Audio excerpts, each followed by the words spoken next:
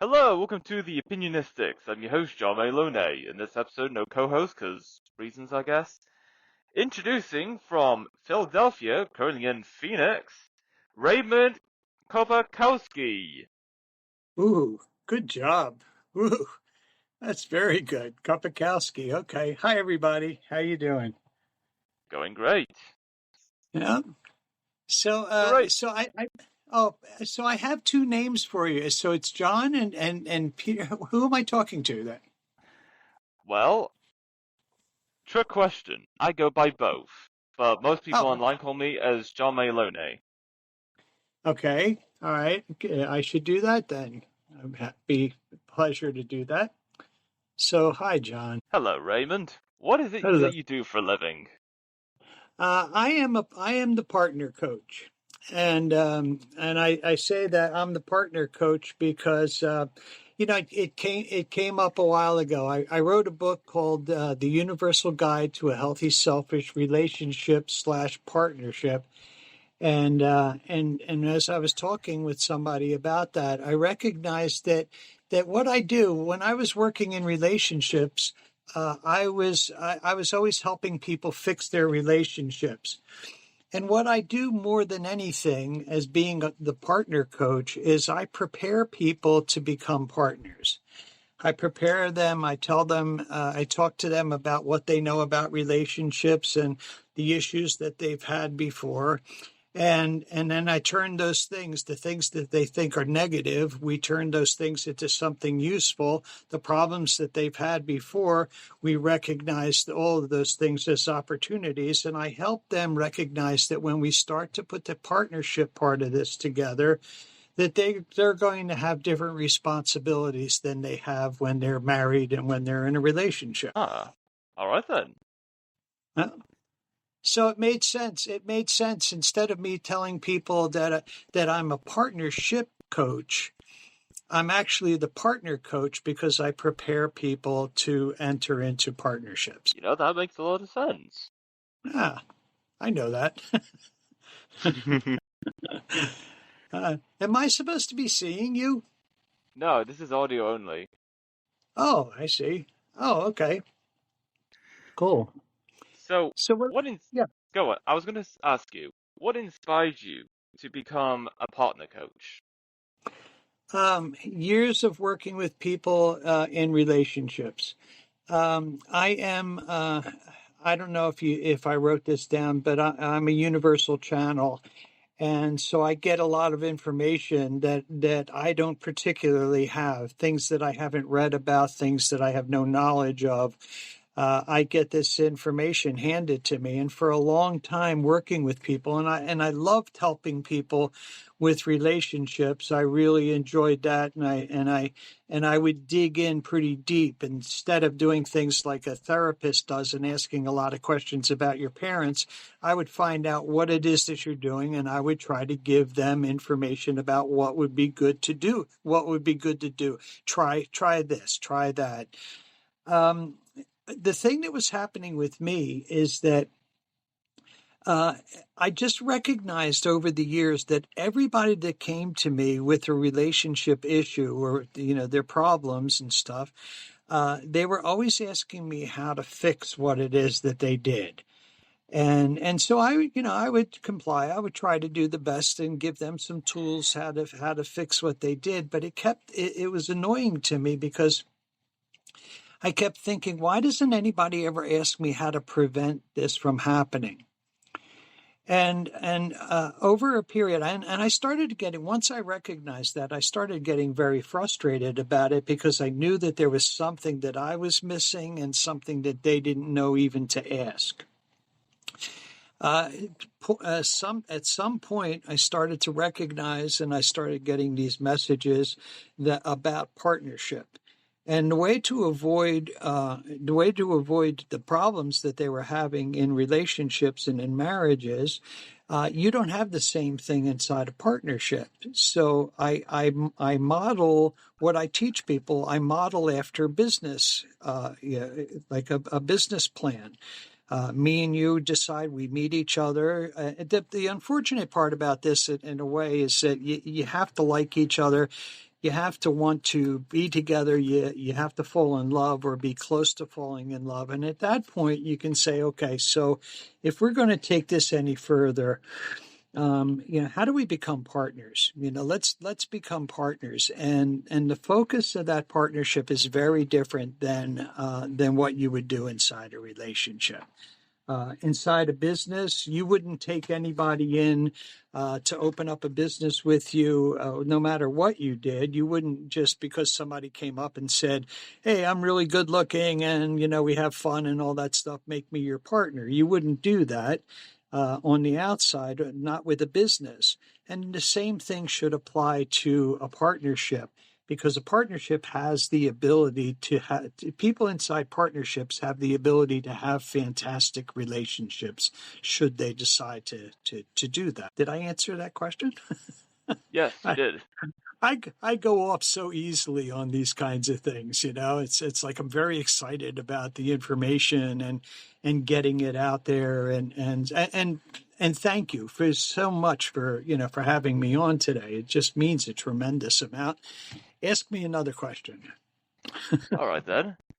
So, where do you see yourself 20 years from now? Oh, I'm 74. You want to back that up a little bit? Maybe go 10 years from now. Okay. Um, yeah, 10 years from now. I really believe that I see myself helping people on a large scale. I see that this information that I have is going to take off. The book itself explains an awful lot about how people can be together, be close to each other, take responsibility for their own happiness, and I think that it's a time that this is ready to happen. And I think that what's going to happen in the next bunch of years is somebody is going to recognize this and it's going to take off. And then I'll be able for however it's going to happen. I'm not entirely sure, but I'm pretty confident that it will happen. I'm pretty confident that it will catch on. Maybe I'll be on stage. Maybe I'll be interviewed by other people and all that. Like right now, I'm planning on doing Zoom where I can have however many people possible and talk about partnership. So I think that that's all going to be there, but I think that I really believe that I'm the channel for this, and not necessarily that it's about me. Although I'm the one that's going to be out there handing it out. So I hope that that's what happens. I hope that I can get to help an awful lot of people, because I believe more than me having this information, I believe that people are ready to hear it. Yes, absolutely. Oh. Something that really convinced me about people being ready for this is that I would say probably in the first maybe 10 years or so that I was doing 8 to 10 years that I was doing relationship work, I never had anybody come to me that was younger than 30. It didn't happen. It was mostly people in their 40s and 50s, that have tried everything that they can possibly do. I used to tell people that I thought my job was pulling the gun out of people's mouths, because when they come looking for help, it's a point of desperation. They've done everything that they know how to do. Nothing works, and they're just not willing to throw in the towel yet, but boy, are they close. When I started to recognize that I could show people how to use that stuff, all the negative things that they were coming to me with, they thought were problems, and I could show them that they weren't problems. Those issues were absolutely opportunities to talk together and to get close. They weren't negative, and they weren't supposed to stay negative. They were supposed to give people, a chance to work together and look at those things and say, we shouldn't treat each other this way. How are we going to treat each other? When I recognized that, and I started to understand more and more about partnership, because, it kept coming to me, all of a sudden I started getting kids. I have people that are 18 years old coming to me now, not a lot, but enough to be noticeable. Kids 18 and 20-year-old coming to me, and they ask the same questions that their parents asked me, the same kind of thing. How do we fix things? Because that part of it hasn't permeated society. It hasn't permeated our psyche. But they would come and they would say, we don't want what's happening. We don't want the same thing. We don't want to have problems like our parents or all this stuff. And they hear things on the internet that relationships are, 80% of relationships are in that area fail in the first year. And these kids are falling in love and they don't want that to happen to them. So they were asking right away, what are the tools that you use when bad stuff happens? And when I tell them, that the best tool in the world is to talk to each other ahead of time, present issues to each other, and don't do anything without a combined decision being made between the two of you that this is what we're going to do. We talk to each other first, and then we execute whatever it is, rather than just, what did you do that for? How come that? So when I started seeing kids coming, I knew that they were being driven by something other than the negativity that their parents and older people came with. People get really beaten up, and they search for something. These kids are not beaten up like that. They were searching for something to have a good life before they were suffering, before the bad stuff happened, and they didn't know what to do. They knew what to do. They just came and asked, for some help here.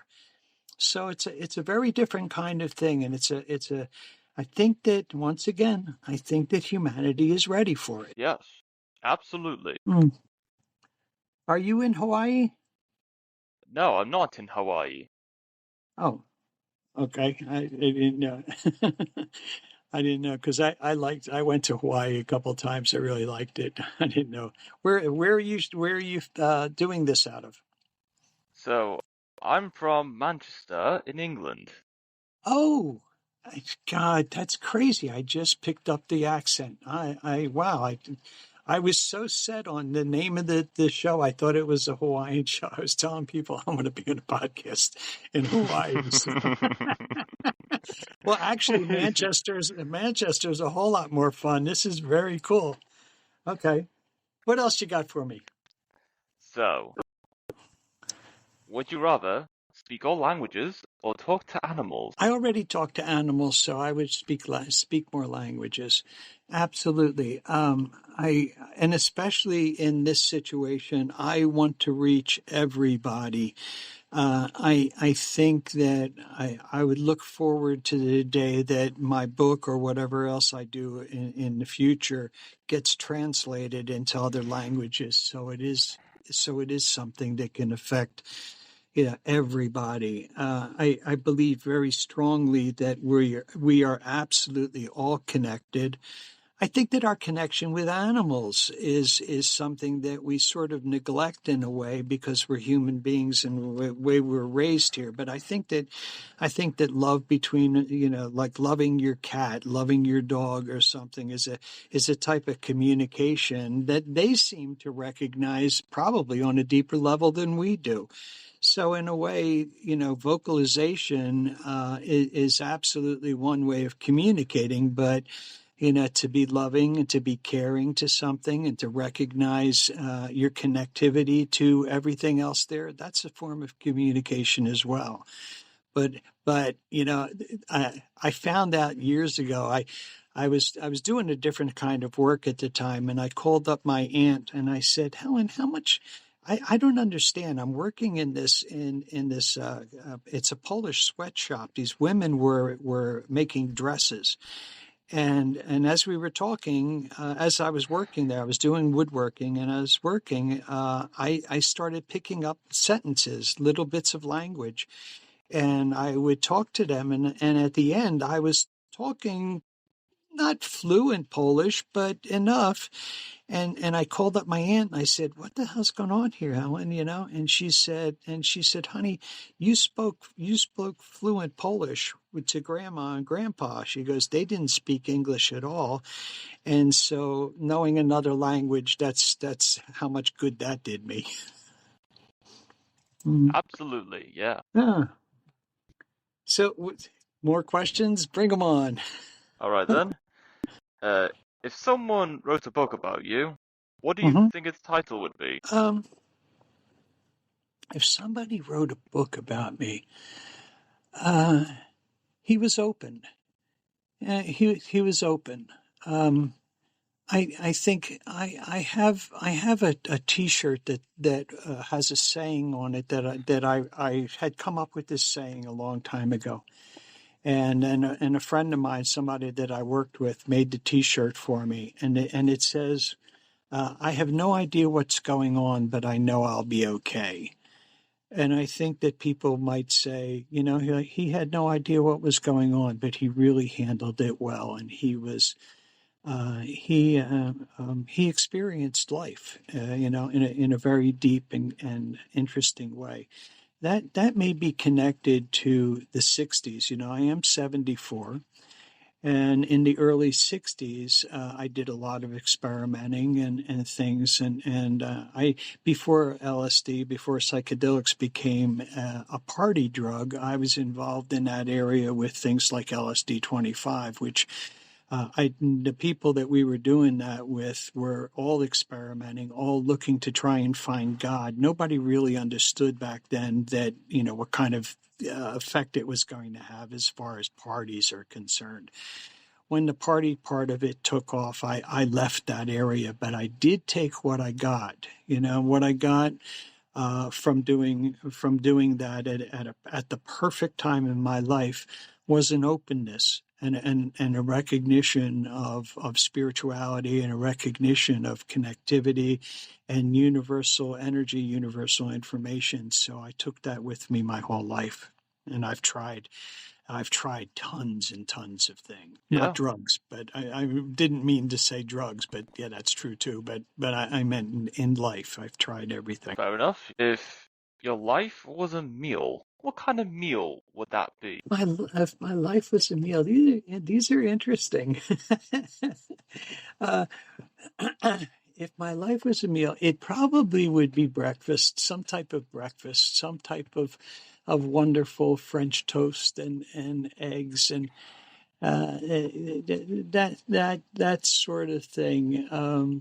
Yeah, something to start your day off with. A good coffee. Yeah, Uh, absolutely.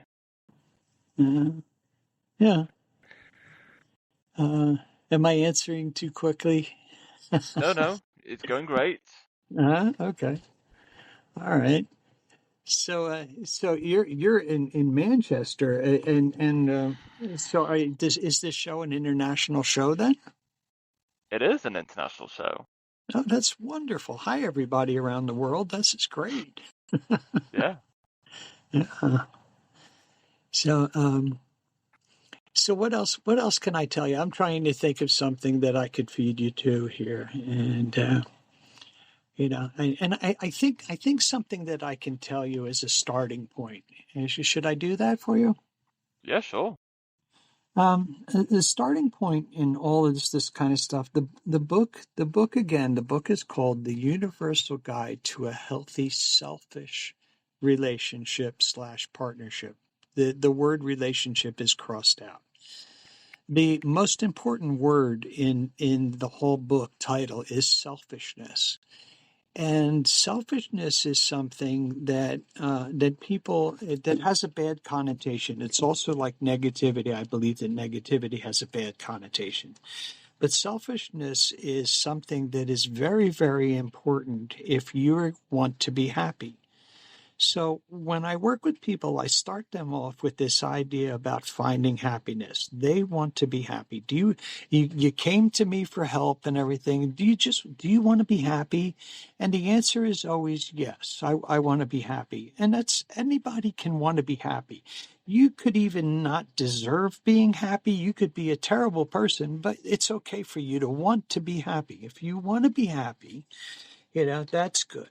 But if you want to be happy with somebody, or if you want to be happy doing something or connecting with somebody, the second that you say that you add another word, I want to be happy with, that comes with a tremendous amount of responsibility. That means that if I'm going to be happy with you, I need to find out all the things that I need to do. I need to find out, how you work, what you need, all these things that I'm going to be able to do, or I'm going to be able to focus on, so that at the end of the day, you treat me well. If I'm in my situation with my honey, we've been together for 28 years. I treat her as best as I possibly can, because I've been in situations when I didn't take that woman into consideration, and she was a pain. She was upset. She would nag at me. She would do all these kinds of things. And it was all because I didn't listen, because I didn't take care of her, because I didn't address her needs and make her feel loved and cared for. When I learned how to do that, I learned that I'm doing this kind of stuff on a very selfish basis. I'm going to do anything that I can to make you the best partner that I can have, because it's going to be good for me. Of course, it's going to be good for you if I treat you well, if I don't lie to you, if I listen to you, if I care about your feelings. Of course, all of that is going to benefit you. But believe it, I do it for me. If I do it for you and it doesn't work, I'll get frustrated and leave. If I'm doing it for myself, I don't quit as easily. How's that? Yeah, sounds great. Yeah, No. I definitely understand it. Yeah, the stuff is simple. It really, sometimes I look at partnership and I say, something, we just missed the boat. It should have been there. We should have known this kind of thing, how to treat each other. We should have known, the pitfalls of being husbands and wives. I was just on a show the other day, and they were asking me about weddings, and everyone there was a panel, and everybody there was talking about the fact that, the wedding is the most important day, and she's got to be this, and I was listening to that, and I said, something, what's more important than having a wedding is the decision that two people make to get married. The reasoning that they're going to get married is because they love each other, because they communicate well. That recognition brings them to a state where they're going to get married. So, I think that it's nice to get married, and it's certainly nice to have a big wedding and to have your friends there and all that kind of thing. But recognize that the wedding is as a result of your decisions, and your decisions have got to be, and I suspect that when partnership really takes over, that those decisions are going to be made by equals, deciding how they're going to treat each other and how they're going to work together to have a great life and a great partnership. Absolutely. You're starting to like this. Yeah, I do. This is very interesting. Thank you. Thank Welcome. you. I pick it up. And that's the other part of it, is that I don't know, how much time do we have? I think 6 minutes, roughly. Oh, okay. I think that there's a lot to be said for having a universal connection, and that universal connection is available to everybody because we're all connected. What happens with me in my universal connection is that I get voices, I see images, I get pushed out of the way when I'm working with somebody. It almost feels physical, that something is happening where I get pushed to the side, and I still hear myself talking, but I don't recognize the words. I know the meanings and I recognize the words, but I'm not the one that's saying them. It's something like it's coming through me somehow, and I don't fully understand that. I know that a lot of new agey people might say, oh, he's this or he's that. I don't know. I really don't know. But I do know that if I'm open to listening, if I have my heart open, if my intentions are to help, then these things come pretty easily. And I've seen other people, and I've seen people that I've worked with in partnerships start to recognize the feelings and the needs of their partners, where before they didn't. So I think that Yeah. Anyway, I think that that's what's happening, and that's available to everybody. And Indeed. if any of them want to do sessions with me, I'd be happy to teach you how to do all this stuff. Fantastic. Uh, uh, so I don't know. I guess. So, do you have my information with you? Will that be posted anywhere? Can people find me, or should I do that? What? Well, Or yeah, I think our episode, if published, is available on multiple streaming platforms such as Spotify, Amazon Music, Apple Podcasts, iHeartRadio, apparently, and yeah, many other platforms where you can listen to podcasts. uh-huh. Okay. All right. That's great. Well, anything else? Yes. What is the largest thing you have ever seen? The largest thing that I have ever seen. To some degree, the universe. To some degree, you might not be talking about that necessarily, but nothing else is coming to mind. I see the universe. Yeah, Yes, so true. yeah, and it's pretty big. It sure is. Yeah. So cool. All right. Um, what kind of stuff do other people say? How do other people answer that question? Well, I get many mixed responses to that. Uh-huh. And of course I get a lot of responses to a lot of questions. Yeah. So there are a few questions where a lot of people gave me the same answer, such as, do you put the cereal first and then the milk, or the milk first then the cereal? A lot of people said cereal first and then the milk. So Yeah. yeah, understandable. And then I've asked people questions where there's a split opinion, like, is a hot dog a sandwich? People say it is, other people say it is not. So Uh-huh. yeah. Okay. So that's cool. So this is a fun podcast. I like this. You know? Me too. Yeah. How long have you been doing this? So I've been doing this for over 2 years now. Oh wow, good. That's cool. Very Yeah. good. Cool. All right. Um, Parting question. Yeah. What should they teach in high school, but they don't? Connectivity. They should teach people. They should teach people how to respect each other, how to connect with each other, so that their lives can be happy. Um, I had somebody the other day say that this information that's in the book, that it should be, that the book should be part of a curriculum, for young people, to recognize. I think part of it is that people should be taught that whatever anyone is teaching them, their parents and what they see on television, they have to decide for themselves whether that's right for them. And you got to look at this thing because your parents tell you the best that they know, and they hope that it's right. They have good intention, but you're the one that has to decide whether it's good for you or not. And so I think that what's something that should be taught is critical thinking, where people don't accept anything without making it your own. How about that? That's what you should be taught. You should be taught not to accept anything until you make it your own.